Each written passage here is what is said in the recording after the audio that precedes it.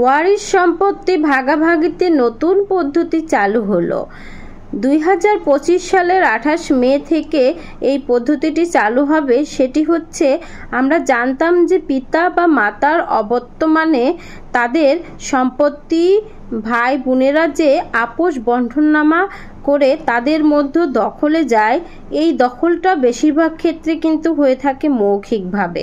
কিন্তু বর্তমানে আপোষ বন্টননামা দলিল রেজিস্ট্রিকৃত না করে কখনোই মৌখিকভাবে বন্টন করে ভোগ দখলে যাওয়া যাবে না। এবং এই মৌখিকভাবে আপোষ বন্টননামা দলিল না করে আমরা যদি মৌখিকভাবে বন্টন করে ভোগ দখলে যাই, তাহলে এই বিজ্ঞপ্তিতে বলা হয়েছে 4টি সমস্যার সম্মুখীন হতে হবে। যেমন, আমরা নামজারি করতে পারবো না, খাজনা পরিশোধ করতে পারবো না। আর যদি খাজনা পরিশোধ করতে না পারি, তাহলে তো জানেনই কত বড় ধরনের সমস্যার সম্মুখীন হতে পারি আমরা।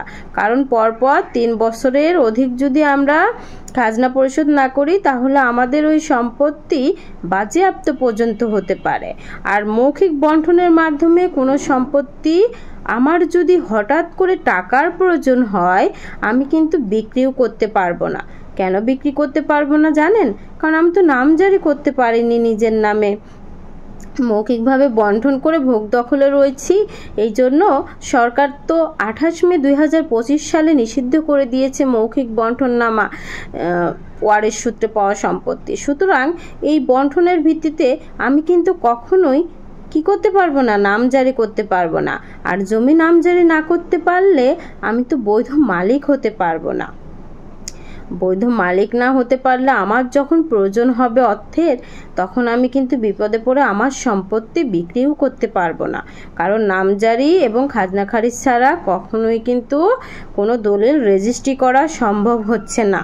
কাউকেই বৈধ মালিকানা প্রমাণ করা সম্ভব হচ্ছে না কারোর দ্বারা। যার ফলে আমি কিন্তু ব্যাংক থেকে বা কোনো আর্থিক সহায়তাও পাবো না, লোনও পাবো না। কারণ ওই জমিটা যে আমার, সেটার কোনো ডকুমেন্টসই নেই। এটা হচ্ছে 1 নাম্বার কথা। আর এর ভিত্তিতে মৌখিক আপোষনামা করে আমি যদি মৌখিক বন্টনের ভিত্তিতে আমার সম্পত্তিতে উন্নতি সাধন করে থাকি, যেমন ব্যবসা বাণিজ্য বা একটা ফ্ল্যাট করলাম, বাড়ি নির্মাণ করলাম বা একটা দোকান করলাম, তখন আমার ওই সম্পত্তির মূল্য কিন্তু আমার অন্য ভাই বোনদের সম্পত্তির মূল্যের থেকে বেশি হয়ে গেল।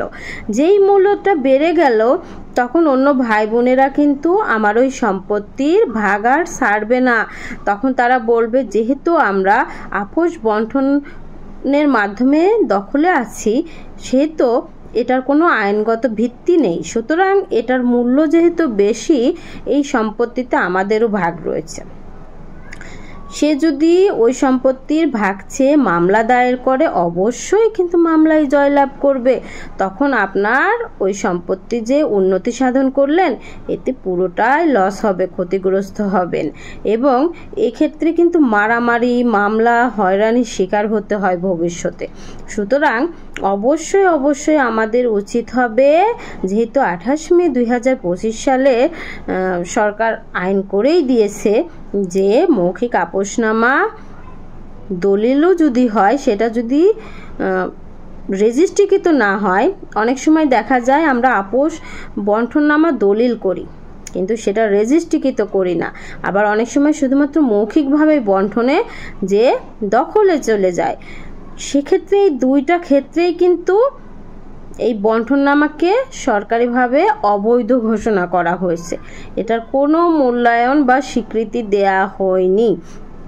যেহেতু স্বীকৃতি দেয়া হয়নি, বৈধতা দেয়া হয়নি, সুতরাং এটা নিয়ে যে কোনো সময় মামলা দায়ের করলে সম্পত্তি আবার বন্টন হয়ে যাবে। এবং এইভাবে মৌখিকভাবে আপোষ বন্টন করে কেউ সম্পত্তি বিক্রি করলে এই বিক্রিটার দলিল পুরোপুরি অবৈধ হয়ে যাবে। আবার সরকার কিন্তু একটি সুযোগও দিয়েছে এই আইনে, সেটি হচ্ছে, আমরা অনেক সময় দেখা যায় যে সকল ভাই বোনেরা মিলে যৌথভাবে একটি খতিয়ানের মাধ্যমে নামজারি খতিয়ান প্রস্তুত করে থাকে। এই সুযোগটা কিন্তু বর্তমানে রয়েছে। এক্ষেত্রে আমরা একজন নিজের নামে আলাদা করে খতিয়ান প্রস্তুত করতে পারবো না। যেহেতু যৌথভাবে খতিয়ান প্রস্তুত করতে হবে, সেহেতু এটার একটা বড় অসুবিধা রয়েছে। সেটি হচ্ছে ওই সম্পত্তি বিক্রি করতে হলে বাকি সবার অনুমতির প্রয়োজন হবে। আমি একলাই শুধুমাত্র নিজের কনসেন্টে ওই সম্পত্তি বিক্রি করতে পারবো না। সুতরাং নিজের নামে আলাদা খতিয়ান প্রস্তুত করতে হলে, এককভাবে বৈধ মালিক হতে হলে অবশ্যই আপোষ বন্টননামা দলিলের কোনো অবদান অস্বীকার করার ভূমিকা নেই। সুতরাং অবশ্যই আমরা আপোষ বন্টননামা দলিল করব। এই দলিলটি কিভাবে করব? আপনি নিকটস্থ কোনো দলিল লেখক, ভালো দলিল লেখক অথবা আইনজীবীর মাধ্যমে এই আপোষ বন্টননামা বা বাটোয়ারা দলিলটি প্রস্তুত করবেন। তারপর অবশ্যই সাব রেজিস্ট্রি অফিসে যে রেজিস্ট্রি করে নিতে হবে, নতুবা এটার মূল্য কিন্তু 0% হবে, বুঝতেই পারছেন। আর যখন আমার আপোষ বন্টননামা দলিল থাকবে, তখন ওই দলিলটা রেজিস্ট্রিকৃত হলে পরবর্তীতে যদি আমার কোনো ওয়ারিশ যদি আমার বিরুদ্ধে বলে এই সম্পত্তির অংশ তার, বা সে একটু বেশি সম্পত্তি দাবি করে, বা আমাকে যদি দখল উচ্ছেদ করার চেষ্টা করে, আমি কিন্তু অতি সহজেই নতুন ভূমি অপরাধ প্রতিরোধ ও প্রতিকার আইন 2023-এর আন্ডারে এই দখলটা পুনরুদ্ধার করতে পারবো এবং জমির বৈধ মালিকানা বজায় রাখতে পারবো। কারণ এই 28 মে 2025 সালে যে আইনটা করা হয় একটি বিজ্ঞপ্তির মাধ্যমে, সেই আইনের মাধ্যমে কিন্তু এই নতুন আইনের ভূমি অপরাধ প্রতিরোধ ও প্রতিকার আইন 2023-এর আন্ডারে রেমিডি বা প্রতিকার দেয়া হয়েছে। সুতরাং বুঝতেই পারছেন যে আমি কি বিষয়ে আলোচনা করেছি।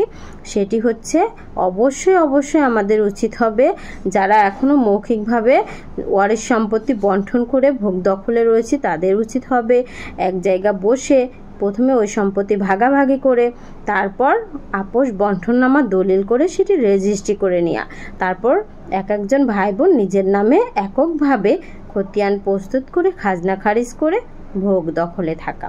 তাহলেই শুধুমাত্র থাকবে আমাদের স্বপ্নের সম্পত্তি নিরাপদ। আমি ঢাকা জজ কোর্টের একজন আইনজীবী বলছি, নিয়মিত প্র্যাকটিস করছি। যারা আমার সঙ্গে যোগাযোগ করতে চাচ্ছেন তারা স্ক্রিনে দেওয়া নাম্বারে আমার সঙ্গে যোগাযোগ করতে পারবেন। ধন্যবাদ। আসসালামু আলাইকুম।